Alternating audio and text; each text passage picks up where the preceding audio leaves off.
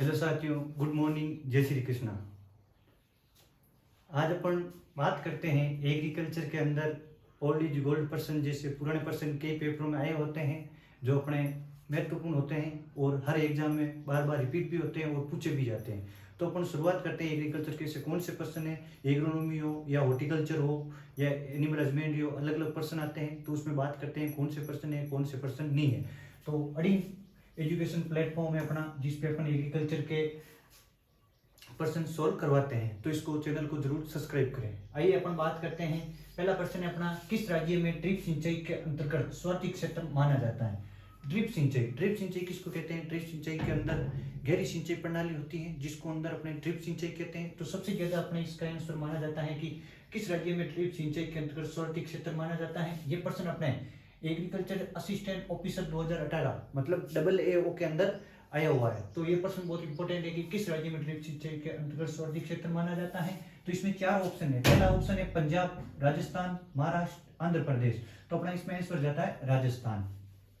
अगले प्रश्न की बात करते हैं। भारत में कुल खाद्यान्न उत्पादन का कितने प्रतिशत शुष्क कृषि से प्राप्त होता है? यह भी प्रश्न अपने AAO 2012 की वैकेंसी में आया हुआ है। तो ये प्रश्न पुराने पेपर अपने जितने भी होते हैं उसके प्रश्न अपने इंपॉर्टेंट हो जाते हैं कि कौन सा प्रश्न वापस आने वाला है, कौन सा प्रश्न नहीं आने वाला है। तो सभी पेपर अपने को सोल्व करने चाहिए। तो अपना प्रश्न है कि भारत में कुल खाद्यान्न उत्पादन का कितने प्रतिशत शुष्क कृषि के क्षेत्र में प्राप्त होता है? शुष्क कृषि किसे कहते हैं? जो अपने ज्यादा वर्षा नहीं होती है और कम बारिश के अंदर ही अपन उस खेती को अपन कर लेते हैं, जिसमें 750 mm से कम बारिश होती है, उसको अपन शुष्क कृषि कहते हैं। तो इसमें ऑप्शन दिया गया है 40%, 50%, 100%, 75%। ऑप्शन भी बहुत शॉर्ट तरीके से दिए गए हैं, जैसे 40 है, 50 है, 75 है, 100 है। तो अपना इसमें राइट आंसर जाता है 40% है। 40% पे ही खाद्यान्न उत्पादन का प्रतिशत अपने कृषि क्षेत्र से प्राप्त होता है। अगले प्रश्न की बात करते हैं अपन।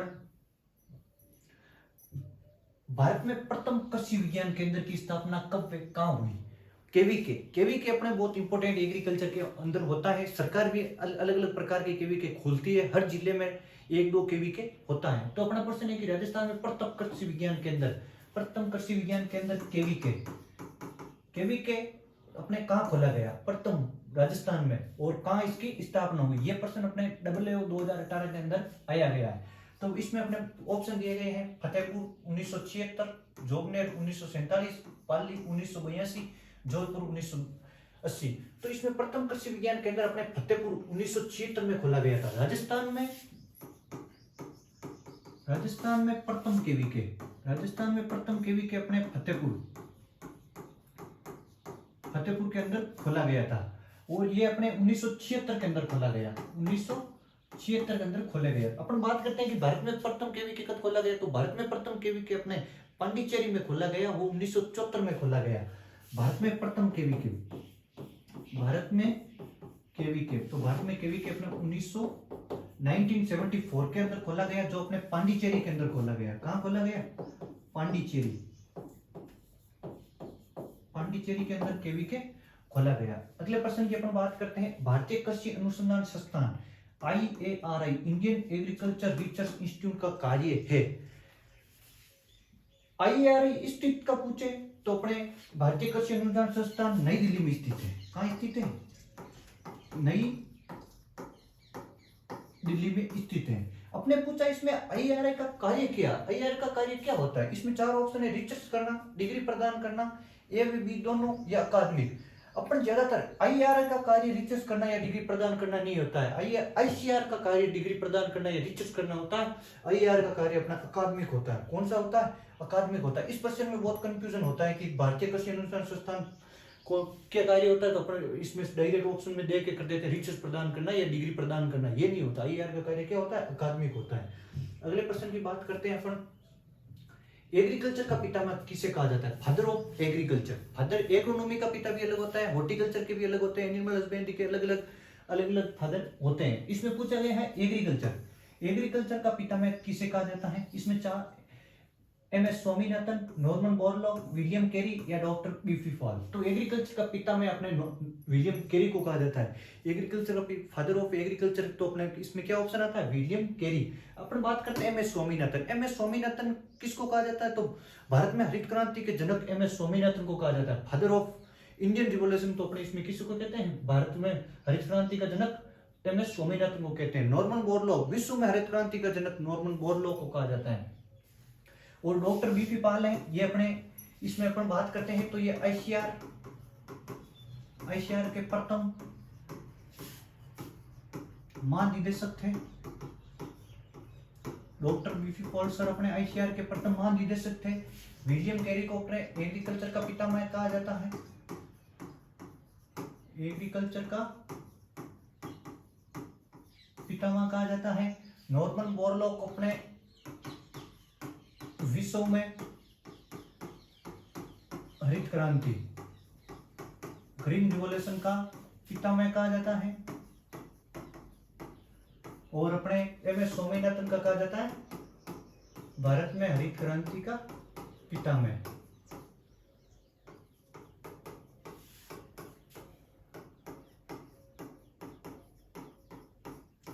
चारों ऑप्शन को अपने सोल्व कर लिया है। इसमें सब दिया गया है कि डॉक्टर बीबी पाल आईसीआर के प्रथम महानिदेशक थे। विलियम कैरी एग्रीकल्चर के पितामह कहा जाता है इनको। डॉक्टर नॉर्मन बोरलॉग विश्व में हरित क्रांति का पिता कहा जाता है। और MS स्वामीनाथन को अपने भारत में हरित क्रांति का पिता कहा जाता है। अगले प्रश्न अपने है कि कृषि विज्ञान केंद्र की स्थापना किसकी सिफारिश पे की जाती है। अब पहला प्रश्न था कि कृषि विज्ञान, राजस्थान का प्रथम कृषि विज्ञान केंद्र कहाँ स्थित है, तो वो अपने फतेहपुर में था। 1976 में उसकी शुरुआत हुई थी। तो अब आया कि कृषि विज्ञान केंद्र की स्थापना किसकी सिफारिश पे की जाती है, केवी के किसकी सिफारिश के अनुसार खोला जाता है। तो अपने इसमें चार ऑप्शन है, मोहन सिंह मेहता, करण सिंह मेहता, RS पड़ोद, MS स्वामीनाथन। तो अपने इसमें मोहन सिंह मेहता की सिफारिश में अपने कृषि विज्ञान केंद्रों की स्थापना की गई थी, मोहन सिंह मेहता। अगला प्रश्न है अपने,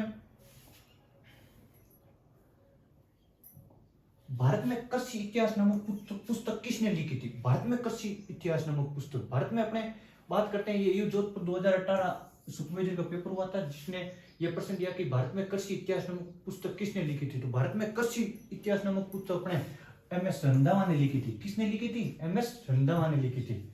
अगले प्रश्न की बात करते हैं अपन,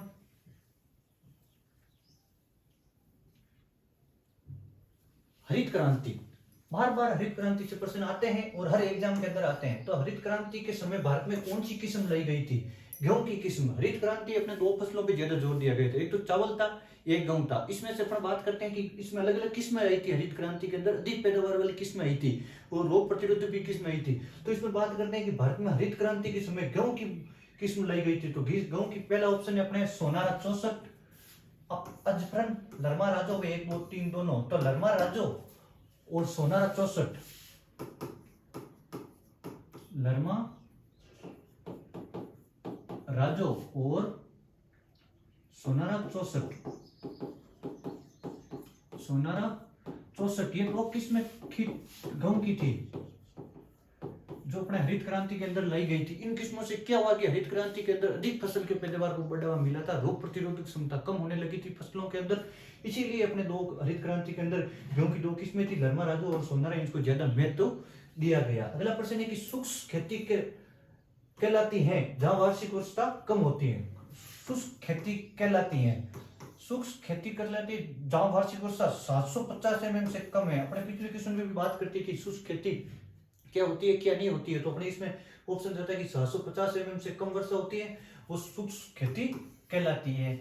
अगले प्रश्न की बात करते हैं कि आधुनिक जैविक खेती का जनक किसे कहा जाता है। जेट 2021 का प्रश्न आया था। जेट 2021 का पेपर अपने जोधपुर SK यूनिवर्सिटी जॉबनेट ने बनाया था, जिसमें बहुत ये सवाल पूछा गया थी। इकोनॉमी का सवाल है, आधुनिक जैविक खेती का पिता किसको कहा जाता है।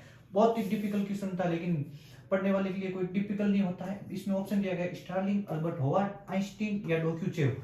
इसमें अपना ऑप्शन जाता है अल्बर्ट होवार्ड को। अल्बर्ट होवार्ड को ही अपने आधुनिक जैविक खेती का पिता कहा जाता है, ऑर्गेनिक फार्मिंग का पिता कहा जाता है। डोक्यूचेव को अपना किसका कहा जाता है, फादर ऑफ पेडोलॉजी, मृदा का पिता में, मृदा का पिता में। तो किसको कहा जाता है, डोक्यूचेव को। डोक्यूचेव को मृदा का पिता में कहा जाता है। अगले प्रश्न की बात करते हैं अपन, राष्ट्रीय जैविक खेती केंद्र कहां पर स्थित है। W2018 और जेट 2021 के अंदर प्रश्न आया गया। बहुत इंपॉर्टेंट क्वेश्चन है। आजकल ऑर्गेनिक खेती की, ऑर्गेनिक फार्मिंग का अपने क्रेज भी चल रहा है। वो सिक्किम राज्य की देखें, अपने राजस्थान में भी बहुत ज्यादा ऑर्गेनिक फार्मिंग की जाने लगी है।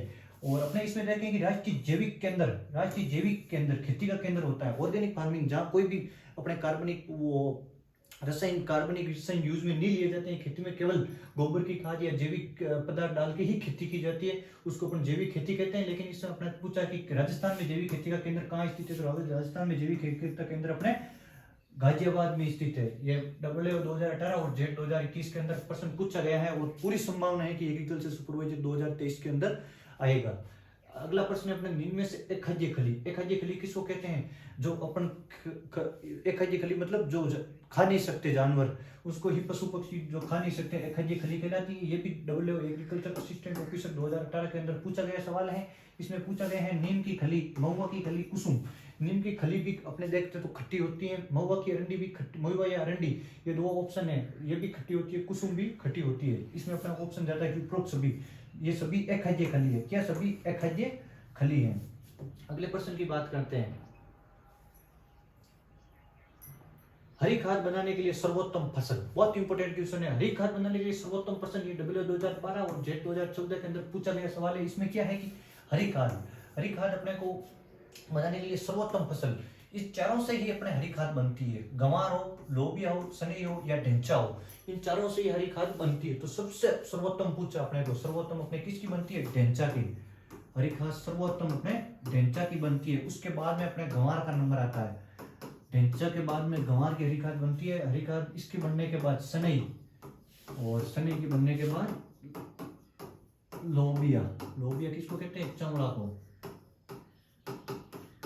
बहुत इंपॉर्टेंट क्वेश्चन है। हरी खाद बनाने के लिए सर्वोत्तम फसल है तो अपने ढेंचा होता है। अक्सर बच्चे इसमें गंवार करके आ जाते हैं और वो गलत होता है। सर्वोत्तम पूछा, अगर सर्वोत्तम नहीं पूछा होता और ढेंचा ऑप्शन में नहीं होता तो अपना ऑप्शन गंवार जाता है। लेकिन इसमें यह क्रम अपने को याद रखना, ढेंचा 1 नंबर पे, 2 नंबर पे गंवार, 3 नंबर पे सनई, 4 नंबर पे लोबिया, तभी अपन प्रश्न सही कर सकते हैं। अगला प्रश्न की बात करते हैं कि मृदा स्वास्थ्य कार्ड योजना, सॉइल हेल्थ कार्ड की स्थापना कब हुई थी? सॉइल हेल्थ कार्ड क्या होता है? मृदा में कौन से पदार्थ हैं, कौन से पदार्थ नहीं है, मृदा कैसी है, कैसी नहीं है, उपयुक्त है फसल के लिए, उपयुक्त नहीं है, उपजाऊ है नहीं है, इसके लिए अपने सॉइल हेल्थ कार्ड की योजना की शुरुआत की गई थी।